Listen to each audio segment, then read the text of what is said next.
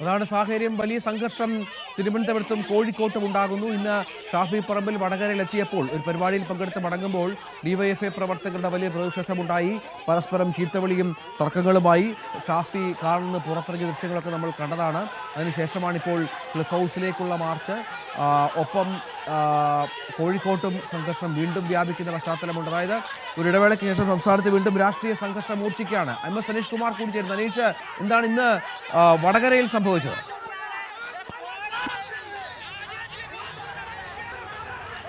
രഞ്ജിത്ത്, രാഹുൽ മാങ്കൂട്ടത്തിൻ്റെ വിഷയവുമായി ബന്ധപ്പെട്ട് വലിയ പ്രതിരോധത്തിലേക്ക് കഴിഞ്ഞ കുറച്ച് ദിവസങ്ങളായി ഷാഫി പറമ്പിൽ നീങ്ങിയിരിക്കുന്ന ഒരു കാഴ്ച കണ്ടു. അദ്ദേഹത്തിന് പലപ്പോഴും കൃത്യമായി വിശദീകരണം നൽകാൻ കഴിയാതെ പോലും ബുദ്ധിമുട്ടുന്ന സാഹചര്യം. ഡിവൈഎഫ്ഐ അദ്ദേഹത്തിൻ്റെ പരിപാടികളിലേക്ക് നിരന്തരം പ്രതിഷേധം സംഘടിപ്പിക്കുന്ന കാഴ്ചയും ഇന്ന് അത്തരത്തിലാണ്. ഉച്ചതിരിഞ്ഞ് വടകരയിൽ ഒരു ചടങ്ങിൽ പങ്കെടുക്കാൻ പോകുമ്പോഴാണ് ഷാഫി പറമ്പിലിൻ്റെ വാഹനത്തിന് മുന്നിലേക്ക് പ്രതിഷേധവുമായി ഡിവൈഎഫ്ഐ പ്രവർത്തകർ എത്തിയത്.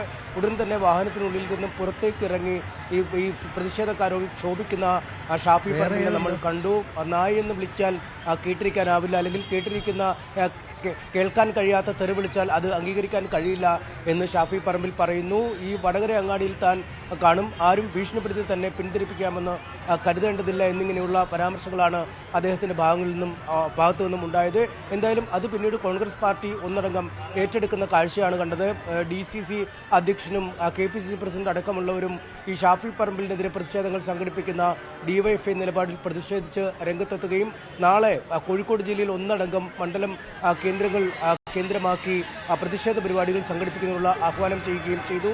ഇന്ന് വൈകിട്ട് ഇപ്പോൾ ഞാൻ പേരാമ്പ്രയിലാണ് നിൽക്കുന്നത്. ഇവിടെ ഈ വോട്ട് അധികാർ യാത്രയ്ക്ക് പിന്തുണ പ്രഖ്യാപിച്ചുകൊണ്ടുള്ള നൈറ്റ് മാർച്ച് സംഘടിപ്പിച്ചിട്ടുണ്ടായിരുന്നു. ആ മാർച്ച് അക്ഷരാർത്ഥത്തിൽ ഈ ഷാഫി പറമ്പിലുള്ള ഒരു പിന്തുണ പ്രഖ്യാപന ഒരു ജാഥയായി മാറുന്ന ഒരു കാഴ്ചയാണ് കാണാൻ കഴിയുന്നത്. എന്തായാലും അവിടെ വെച്ച് ഷാഫി പറമ്പിൽ മാധ്യമങ്ങളെ കാണുകയും ഒരു തരത്തിലും ഭയന്ന് പിന്മാറില്ല, ഈ തനിക്ക് മനസ്സിലാവുന്നില്ല തൻ്റെ പേരിൽ എന്തിനാണ് തനിക്ക് പിന്നാലെ സമരവുമായി കൂടിയിരിക്കുന്നത്, അതിൻ്റെ യുക്തി എന്താണെന്ന് മനസ്സിലാവുന്നില്ല, എടുക്കാവുന്ന എല്ലാ തരത്തിലുമുള്ള നടപടികൾ രാഹുൽ മാങ്കൂട്ടത്തിനെതിരെ എടുത്തു കഴിഞ്ഞു, മറ്റേത് രാഷ്ട്രീയ പാർട്ടിയാണ് ഇത്തരത്തിൽ ആരോപണങ്ങൾ ഉയർന്നപ്പോൾ നടപടി എടുത്തിട്ടുള്ളതെന്ന് അദ്ദേഹം ചോദിക്കുകയും ചെയ്തു. എന്തായാലും രാഹുൽ മാങ്കൂട്ടത്തിൽ വിഷയത്തിൽ പ്രതിരോധത്തിലായ പാർട്ടിക്ക് ഒരു പൊടിവിള്ളി കിട്ടിയിരിക്കുകയാണ്. അത് പാർട്ടി പ്രവർത്തകരിൽ ആത്മവിശ്വാസം നിറച്ച് ഒരു പ്രതിഷേധത്തിലേക്ക് നീക്കാനാണ് ഇപ്പോൾ തീരുമാനം. പേരാമ്പ്ര ബസ് സ്റ്റാൻഡിലും മറ്റുമൊക്കെ ഡിവൈഎഫ്ഐയുടേതായി സ്ഥാപിച്ചിരുന്ന ഫ്ലെക്സ് ബോർഡുകളും മറ്റുമൊക്കെ തകർക്കുകയും ചെയ്തിരുന്നു. എന്തായാലും വരും ദിവസങ്ങളിലും ഡിവൈഎഫ്ഐക്കെതിരായി ഇതേ നാണയത്തിൽ തന്നെ തിരിച്ചടിക്കാനാണ് യൂത്ത് കോൺഗ്രസിൻ്റെയും തീരുമാനം. ഇതിൻ്റെ ഭാഗമായാണ് വൈകിട്ട് വടകര പോലീസ് സ്റ്റേഷനിലേക്ക് UDF പ്രവർത്തകർ മാർച്ച് നടത്തിയത്. ആ മാർച്ചും നേരിയ സംഘർഷത്തിലാണ് കലാശിച്ചത്. ഈ സംഘർഷത്തെ തുടർന്ന് KK രമ MLA അടക്കമുള്ളവർ വടകര പോലീസ് സ്റ്റേഷന് മുന്നിൽ ഏറെ നേരം കുത്തിയിരുന്ന് പ്രതിഷേധിക്കുകയും ചെയ്തു. എന്തായാലും അക്ഷരാർത്ഥത്തിൽ ഒരു പ്രതിഷേധ മുഖത്തേക്കാണ് വീണ്ടും വടകരയിലും കോഴിക്കോടും കാര്യങ്ങൾ നീങ്ങുന്നത്. രഞ്ജിത്ത്, അതാണ് സാഹചര്യം. തിരുവനന്തപുരത്തും വടകരയിലും സംഘർഷമാണ്. കോൺഗ്രസും യൂത്ത് കോൺഗ്രസ് പ്രവർത്തകരും ഡിവൈഎഫ്ഐ പ്രവർത്തകരും പരസ്പരം ഏറ്റുമുട്ടുന്ന പശ്ചാത്തലം. പോലീസ് പിടിച്ചുമാറ്റുന്നു. ഷാഫി പറമ്പിൽ MLA തടയുന്നു. വരും ദിവസങ്ങളിലും രാഹുൽ മാങ്കൂട്ടത്തിൽ വിഷയം കേരളത്തെ സംഘർഷഭരിതമാക്കുമെന്ന കാര്യം ഉറപ്പ്.